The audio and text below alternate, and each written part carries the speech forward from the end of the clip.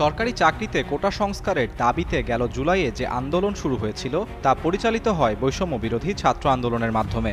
এই সংগঠনের সমন্বয়ক হিসেবে গণমাধ্যমের সামনে কথা বলে পরিচিত হয়ে ওঠেন নাহিদ ইসলাম। এরপর এই আন্দোলন আরও গতিশীল হলে আসিফ মাহমুদ, মাহফুজ আলম সহ অন্যান্যরাও আলোচনায় আসেন। কোটা সংস্কার আন্দোলন দমনে সরকার প্রথম দফায় কারফিউ জারি করার পর নাহিদ ও আসিফ সহ আরও কয়েকজন সমন্বয়ককে তুলে নিয়ে যায়। 2 দিন পর যখন নাহিদকে একটি রাস্তার পাশে ফেলে যাওয়া হয় তখন তার শরীরের বিভিন্ন জায়গায় ছিল আঘাতের চিহ্ন। অন্যদিকে আসিফকে ধরে নিয়ে বিশেষ কোনো ইনজেকশন দেওয়ার অভিযোগ ওঠে।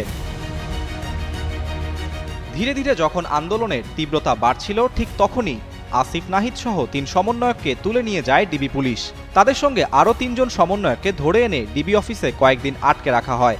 সেই অবস্থায় নাহিদকে দিয়ে একটি ভিডিও বার্তায় বৈষম্য বিরোধী ছাত্র আন্দোলনের কর্মসূচি প্রত্যাহারের ঘোষণা দিতে বাধ্য করা হয়েছিল।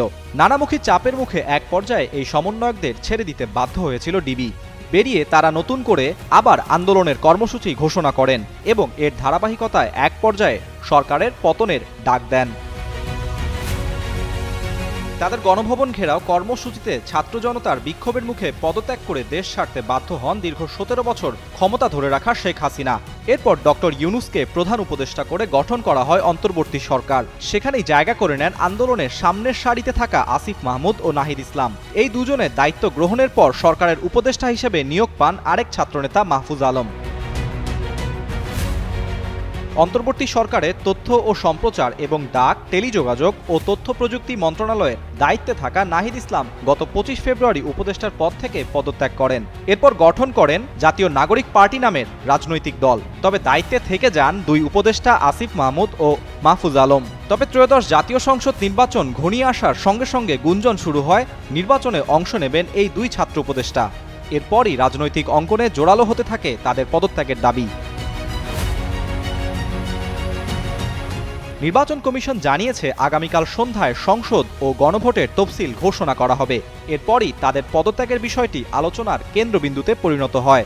এমন পরিস্থিতিতে প্রধান উপদেষ্টার পক্ষ থেকে সংবাদ সম্মেলন করে জানানো হয় পদত্যাগ করেছেন ক্রীড়া উপদেষ্টা আসিফ মাহমুদ ও তথ্য উপদেষ্টা মাহফুজ আলম। তাদের দুজনই আসন্ন নির্বাচনে অংশ নেওয়ার কথা রয়েছে। তবে কোন আসনে বা কোন দলের হয়ে নির্বাচনে লড়বেন তা এখনও স্পষ্ট নয়।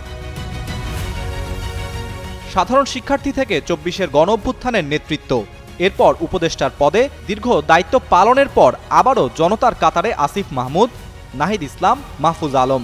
এর মধ্যে দেশের গুরুত্বপূর্ণ ব্যক্তিদের তালিকায় নিজেদের নাম লিখিয়েছেন এই 3 তরুণ ছাত্রনেতা।